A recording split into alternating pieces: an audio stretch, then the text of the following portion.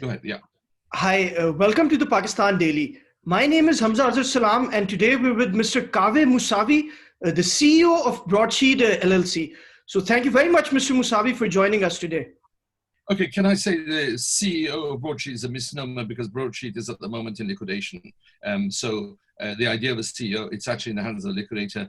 Thanks to the Pakistan government not paying Broadsheet, it was put into liquidation, and so the judge found, and so the judge ruled. But if you want to call me CEO, that's fine. But it's strictly legally speaking, that's not so. But go ahead. Yes. Okay, thank you. Thank you for the clarification. So, Mr. Moussavi, tell us about the $28.7 million.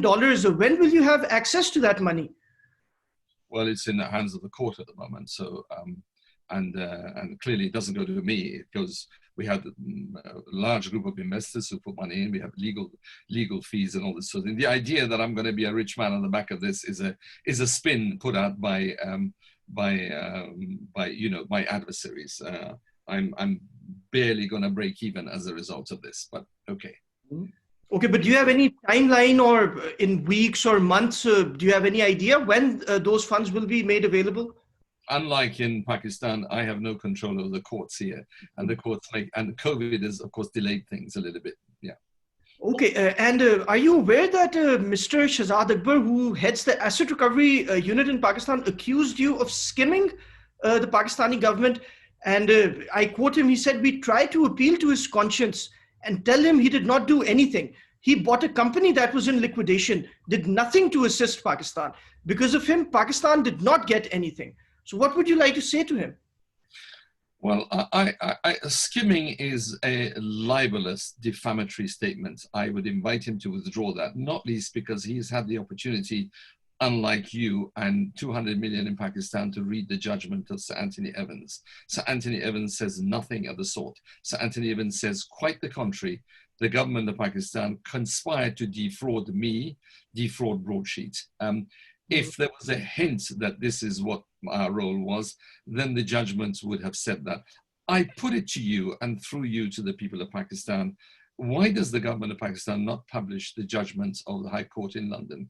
Once they do, all of these spins, all these lies will disappear. The purpose of my meeting with Mr. Shahzad Akbar, whatever it was not to indicate that I had skimmed any money. He never, ever, ever said any such thing to me.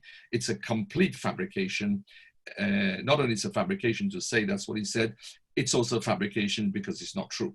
It's not true. Broadsheet did a great deal of work, and that great deal of work was recorded and adjudicated by Sir Anthony Evans, and the award is clear. Pakistan wouldn't be paying us money if we'd been skimming. A high court in London is not a dinky court back in wherever it may be. It's that they chose to come to the London Court of International Arbitration as the most prestigious institution for international arbitration. And it is a bit rich for Shahzad Akbar to come and say, in the face of the decision by that court, that Broadsheet did its work effectively, too effectively. It came too close to stolen money, and that's why he was sacked. That's the judgment. Are you going to sue him for defamation in London? Sorry? Are you going to sue Mr. Shahzad Akbar for defamation in London? Look, I am used to fighting corrupt governments. So if I was going to sue every Tom, Dick, and Harry who makes foolish statements like that, then all I'd be doing is spending my life in the corridors of the courts. I do, but in order to chase crooks and thieves, which I'm sorry to say that I had great hopes that the government of Imran Khan is going to take this matter very seriously. And from the spin that his minister is putting on this thing, well, should we say I've become a bit more skeptical. I haven't closed my mind. I'm willing to be convinced, but I need to be convinced by the evidence. Okay, so Mr. Moussavi, let's talk about the liquidation of Broadsheet LLC. Earlier, you pinned the blame for the liquidation on the Pakistani government. But my question to you, sir, is that did Broadsheet LLC have other clients other than the Pakistani government? And from non-payment of one client, the entire company got liquidated. So please let us know about that. This company, along with another company, was set up exclusively to go after the assets of the various governments. When General Musharraf said, your job is to go after Nawaz Sharif, the government that had been overthrown. We refused. We said, we are not going to be a political play here. We're not going to do a witch hunt.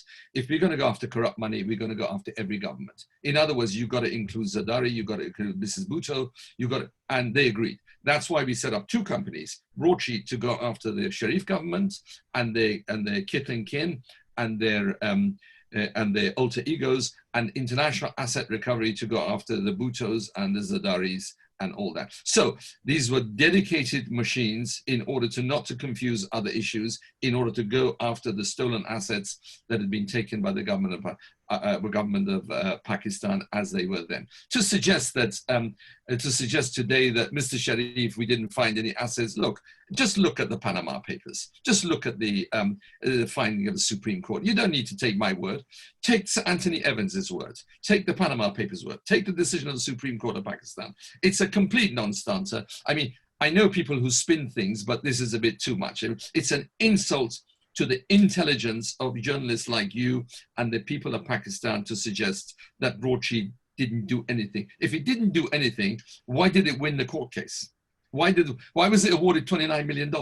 You know, I mean, it's complete nonsense. And the balance, we claimed $700 million and we believe we were entitled to it had we not been sabotaged by NAB. We had found enough assets. We'd found enough money to have been, our 20% commission would have been in the region of $750 million, you know, but we were sabotaged. And I've given some examples of the sabotage that was done by NAB already.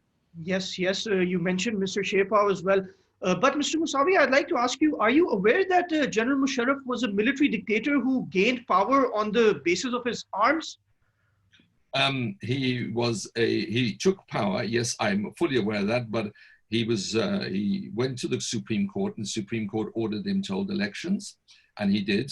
And then that was the imprimatur of the Supreme Court, which gave him legitimacy to run the country for those years. And his excuse later on was that because of that election, all the crooks were re-elected and they came to power and they gutted NAB.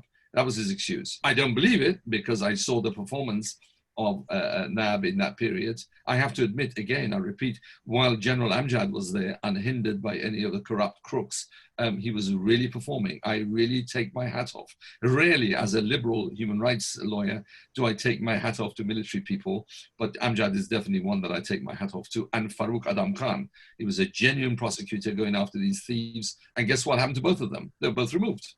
But yes, now Mr. Moussavi, Mr. Musharraf has been declared a traitor by the courts of Pakistan for his military coup in '99. So you cooperated with a military dictator who was not democratically elected to investigate people who were democratically elected. So what would you like to say to the supporters of democratic governments? Were you a tool in the hands of a military regime?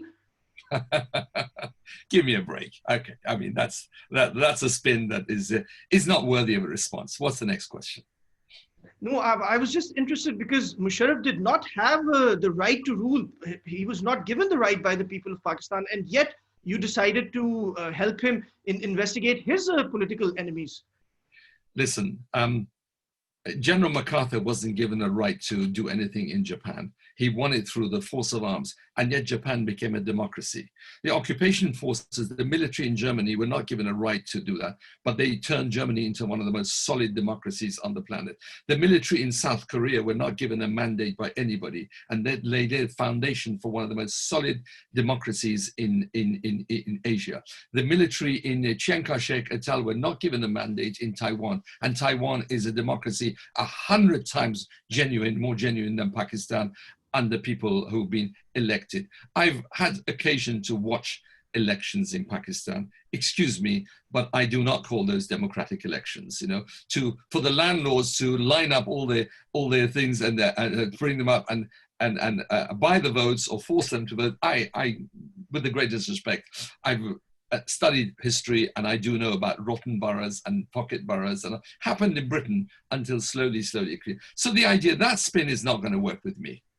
Okay, I completely understand your point. And Mr. Moussavi, are you aware that several people have died under NAB custody in recent years? And do you think that your support to NAB or your legitimacy given to NAB as an international investigator emboldened them to treat their victims in such a way? And do you think you share any responsibility? You think I support NAB, do you? My No, view of I know you don't support it now, but initially you took their contracts, you took their money, and you investigated on their behalf. Well, NAB hadn't murdered anybody at that time. At that time, NAB, all of us had every belief, every reason to believe that they genuinely intend to nab people. You know, NAB is a fraudulent scam today, and it was since 2002. It became a fraudulent scam which is there to assist the milking of the people of Pakistan. I have utter contempt for NAB. It is a fraud masquerading as an accountability institution. So before I end up being responsible for the Kashmir crisis and all that, I think I better not say much more. Okay, Mr. Moussavi, I know you're short on time, but may I ask you a last question? Of course. You accused Mr. Anjum Dar of attempting to bribe you with a sum of $25 million to drop your investigation into the Avonfield flats owned by the Sharif family. But after you met some journalists recently, another spin in Pakistani media is going that you're backtracking on this claim. And when you said that you cannot confirm whether Mr. Dar was speaking to Nawaz Sharif or not, or whether he was bribing you or not. So could you please clarify your stance on that? That are you accusing Nawaz Sharif of bribing you or attempting to bribe you? I am not responsible for other people's words, and I'm responsible for my own words. And my own words are quite clear, unless they've been censored and cut. What I said, I reported a fact. Mr. Anjum Dar turned up. His credentials were photographs embracing and cuddling Nawaz Sharif, sitting next to him in a private residence, making purportedly a telephone call to him in front of me, as well as another witness.